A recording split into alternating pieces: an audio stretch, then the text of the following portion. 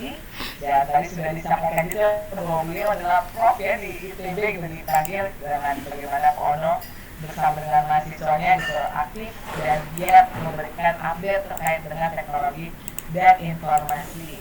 Nah, pada kesempatan ini langsung saja kita mengundang Bapak Ono Wibowo untuk pakar teknologi informasi untuk memberikan sharing dan juga insight kepada kita tentang teknologi informasi dan penggunaannya untuk mewujudkan infrastruktur teknologi yang tepat dalam menghadapi ancaman cyber melalui Telkomsel IoT. Kepada Bapak Ono, kami persilakan. Baik, terima kasih Mbak Indah, Pak Yogi, Bu Meli, terima kasih teman-teman Telkomsel, terima kasih juga teman-teman dari corporate, terima kasih banyak. Sebelum terlalu jauh, saya share dulu ya referensi sama bagaimana menghubungi saya. Kalau nanti pening kepala, silahkan pakai Twitter, pakai email. Cuma nanti referensinya ada di web semua, bisa diambil. Untuk IoT alamatnya ada di atas sini.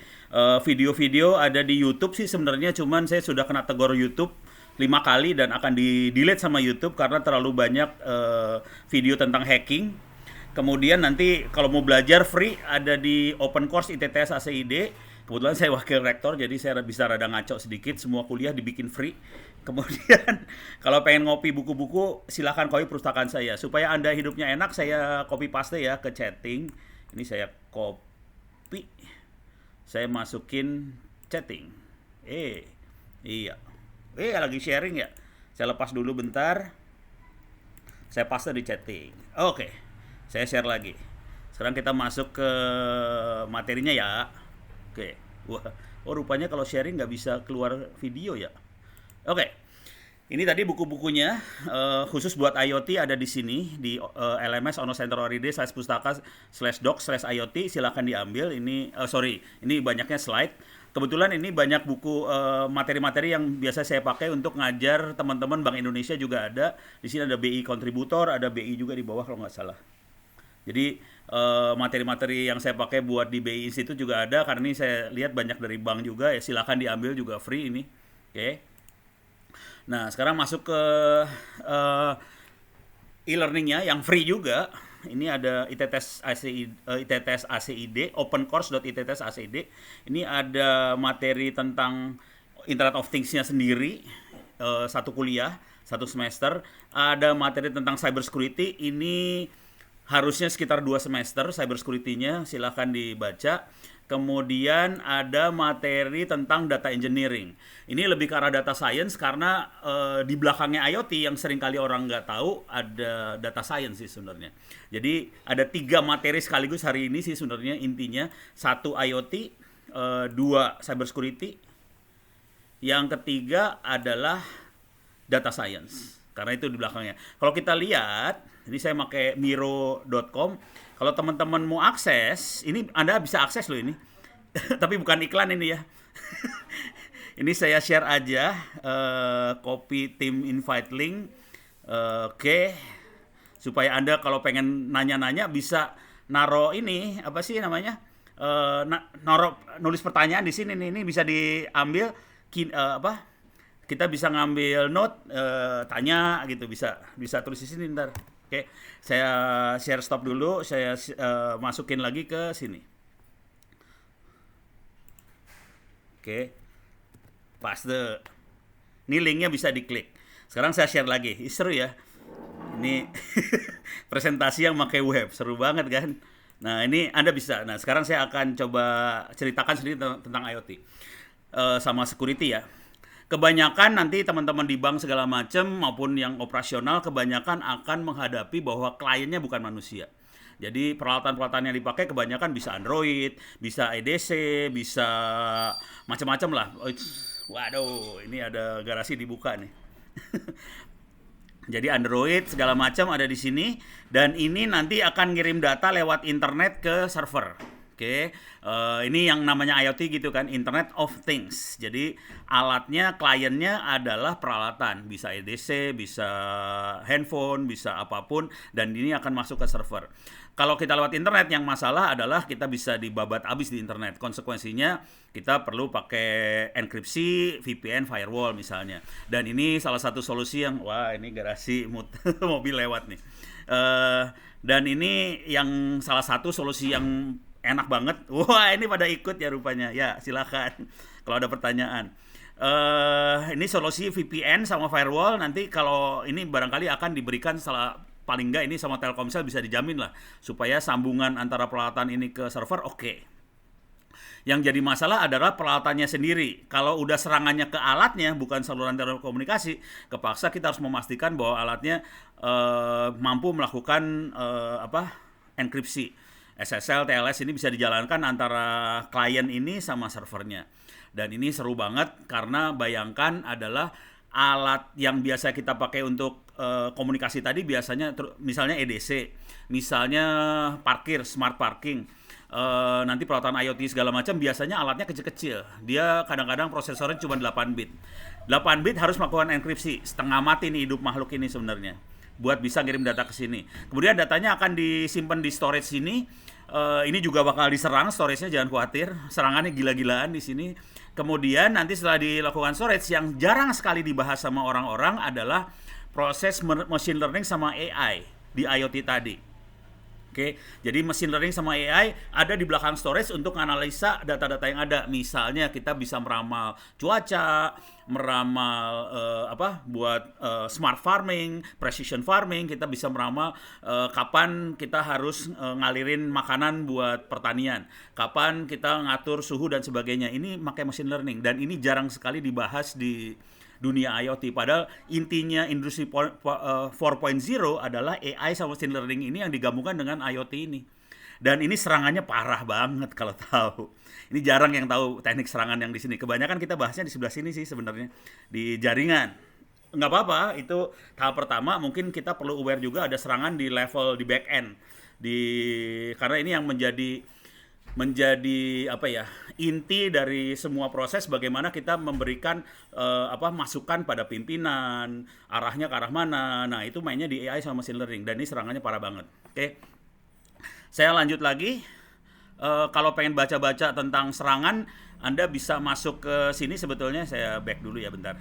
Ke onocenter.org. Ini saya ulang lagi, onocenter.or.id. Silakan klik publikasi. Nanti di sini ada white paper. Ada yang dikerjakan bareng sama TikTok sama UGM waktu itu. Ada yang saya buat sendiri di sini, cyber security threat tips sama proposal strategi mitigasi nasional. Kalau ini diklik, Anda akan dapat papernya kira-kira seperti ini. Saya gedein aja biar ada enak lihatnya. Kalau kita kebawahin, ini lumayan ada sekitar 20-an halaman. Kalau kebawahin, serangan paling mengerikan adalah ini tahun 2024 akan seru nih urusannya, adalah deepfake. Karena kita bisa pura-pura jadi Pak Jokowi, pura-pura jadi siapa, dan kita bisa suara kita berubah jadi mereka semua. Dan ini udah serangan yang paling mengerikan. Tapi ini mungkin nggak ada hubungan sama IoT. Yang banyak hubungan sama IoT, yang ini nih sih sebenarnya, phishing. Dan ini adalah 78% dari insiden. Ini phishing. Gitu ya. Dan ini yang parah banget sih. Contoh korbannya adalah salah satunya BPJS yang barangkali paling beken dengan 279 juta data bocor. Tapi ini tahun 2021. Oke. Dan yang terakhir adalah barangkali dari teman-teman Telkomsel bilang ke saya kemarin ternyata Dijen Pajak bocor juga. Ini baru sih bulan Maret. Jadi masih bulan ini nih, parah banget. Alhamdulillah saya sudah sedang proses bayar pajak, tapi yang pajaknya jadi seru nih kalau dengan kayak gini kan ya. Ya udah mudah-mudahan aman lah kita. Tapi Dirjen Pajak duitnya banyak jadi pasti bisa lah nangani. Oke. Alatnya seperti apa? Terutama untuk teman-teman perbankan barangkali sudah familiar dengan EDC ini. Kalau boleh saran sih, kalau ini saya lumayan percaya bahwa alatnya lumayan aman, terutama kalau pakai jaringan seluler ya. Karena di jaringan seluler itu ada enkripsinya dan sebagainya. Jadi ini saya aman kalau pakai seluler. Tapi kalau dia pakai jaringan yang bukan seluler, saya lebih ngeri sebetulnya. Kalau mau jujur sih. Yang seluler lebih aman, kalau bukan seluler misalnya wifi.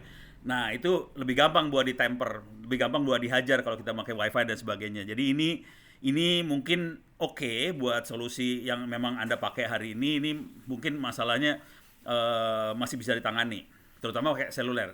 Nah, tapi kalau pakai jaringan internet yang normal, ini ngeri nih. Makhluk ini agak ngeri nih. Nah, salah satu lagi yang lain yang juga banyak dipakai sama teman-teman adalah ini contoh yang banyak dipakai adalah smart parking lah. Dan ini komunikasinya banyak banget kan, saluran komunikasinya banyak banget, dan ini banyak supaya mereka gampang instalasinya, seringkali mereka pakai wifi sih. Nah ini yang mulai masalah. Kalau udah mulai pakai wifi kacau banget tuh urusannya, karena kita jadi lebih gampang buat ngehajarnya gitu. Wifi lebih gampang untuk lakukan man in the middle attack-nya, lebih gampang kalau pakai wifi. Kalau pakai seluler lebih susah. Jadi ini yang masalah besar sih sebenarnya, bukan di bank sih, di smart parking ini. Dan kalau kita lihat lebih lanjut dari kalau kita lihat ininya ya, ini kan sebetulnya ini sensor semua, IoT isinya sensor. Ini juga terjadi di apa, toko-toko online dan sebagainya. Pokoknya yang ekonomi 4.0 atau digital ekonomi, IoT, industri 4.0, semuanya mainnya sensor, dan sensornya alat. Dan kemudian datanya dikumpulin di server buat dianalisa pakai data science. Salah satu yang paling kelihatan banget contohnya adalah ini ya, Google Map. Oke. Ini kelihatan, mungkin teman-teman ini biasa aja ya, tapi kalau kita masuk ke dalamnya, di dalamnya ini IoT banget. Ini kita bisa tahu di daerah sini Cawang sekarang macet. Di sini Kebonjeruk macet ke arah Jakarta. Tahu dari mana Google Map bahwa itu macet? Kalau saya sering nanya di kampus lagi acara segala macam, mahasiswa akan ngomong. Saya sering nanya kan kalau lagi ngasih ceramah, nanya, kok Google tahu itu macet? Jawabannya seru tuh biasanya. Jawabannya, wah Google bisa ngeliat make satelit. Lu gila kali ya, Google emang nggak kaya banget sampai bisa naikin satelit kayak gitu? Nggak bisa, Google nggak sekaya itu. Terus ada lagi yang bilang, Google pasang sensor di semua jalan di seluruh dunia. Gila, hebat banget Google. Nah, yang kita kadang-kadang kagak sadar bahwa sebetulnya yang terjadi adalah handphone yang kita pakai kebanyakan Android, dan Android itu yang bikin adalah Google, dan handphone Android yang dibuat oleh Google tadi yang ngelaporin ke server Google Map-nya, wah ini ada makanan enak lewat roti. Sorry, ini saya di kamar tamu, pintu kepaksa dibuka supaya agak terang. Nah udah bubar nih cerita.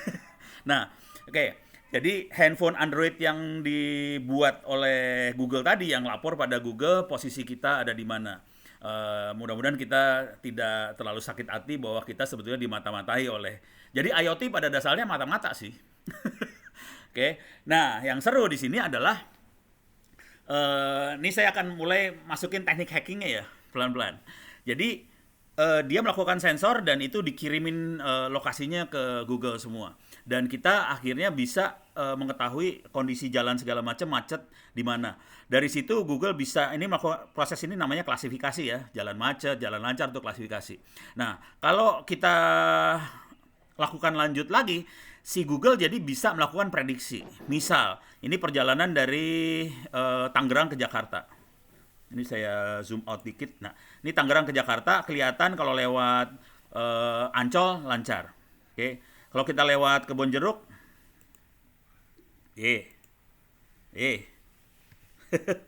kalau diklik, oh dia mau tuh. Oke. Lewat Kebonjeruk ini macet ya. Coba.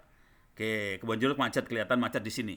Ini kalau berangkatnya sekarang. Kalau kita bikin berangkat pada besok, macetnya beda loh. Tuh, macetnya berubah ya. Kamis berubah nih. Kita rubah ke Jumat. Ini lewat sini lagi, berubah lagi. Kalau Sabtu langsung lancar dia. Lebih lancar. Minggu lebih lancar lagi minggu. Tapi dia bisa, ini belum kejadian nih tanggal 27 Maret, belum kejadian. Jadi proses IoT sebenarnya dia akan mengkolek data, kemudian dia bisa melakukan klasifikasi dan bisa forecasting. Dan proses ini juga terjadi di perbankan lah, di mana segala macam. Dari IoT kita kolek data, kemudian kita bisa klasifikasi, kemudian kita bisa forecasting. Itu oke kalau datanya benar. Kalau datanya dikacauin, bisa bubar. Nih saya kasih contoh yang real. Saya nge-hack sih dikit. Oke, kalau kita lihat Google, ini gampang ngerusakin data, udah gampang banget. Kita rubah aja input datanya, bubar dia sih sebenarnya. Ini saya masuk ke lini masa saya ya di Google Map, biar kebayang bagaimana teknik buat ngacoin data. Ini data-datanya. Oke. Saya rubah dulu loginnya, pindah ke login istri. Ini tadi pakai login saya soalnya. Saya pindah login istri ya. Biar datanya bisa, saya lagi ngacoinnya pakai login istri soalnya. Oke, kita bisa lihat. Ini saya handphone istri saya kemana aja bisa kelihatan.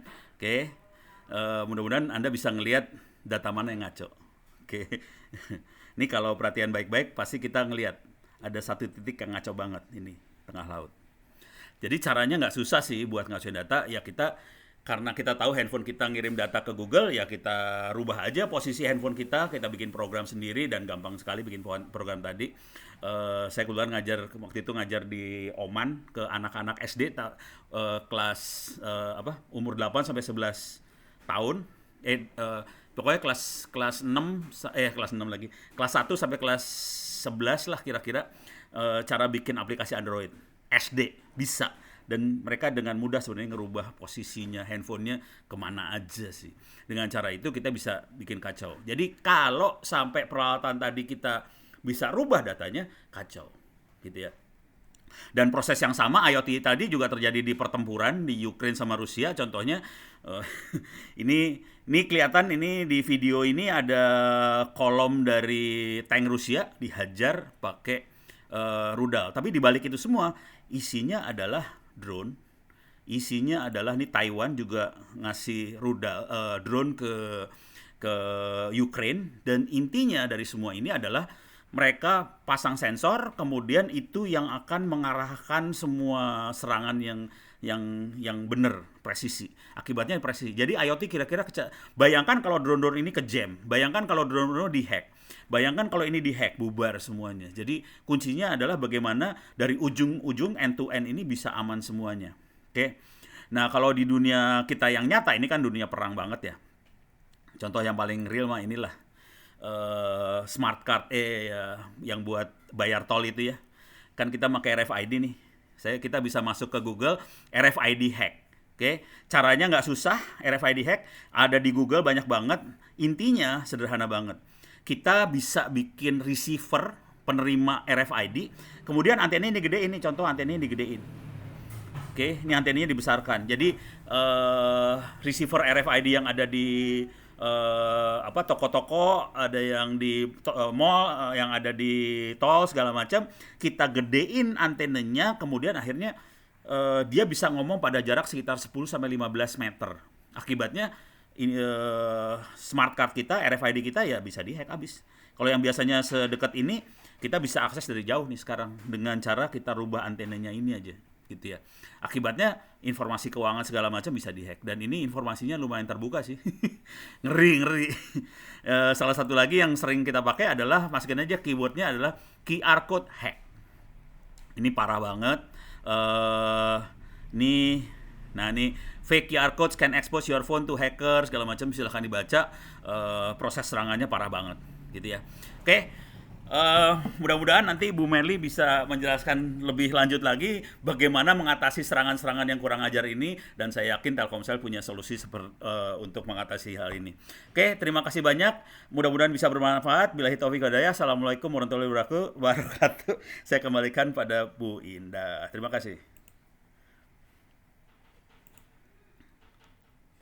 Ditampilin juga Pak videonya. Kita terima, tadi sudah berbagi informasi gitu ya.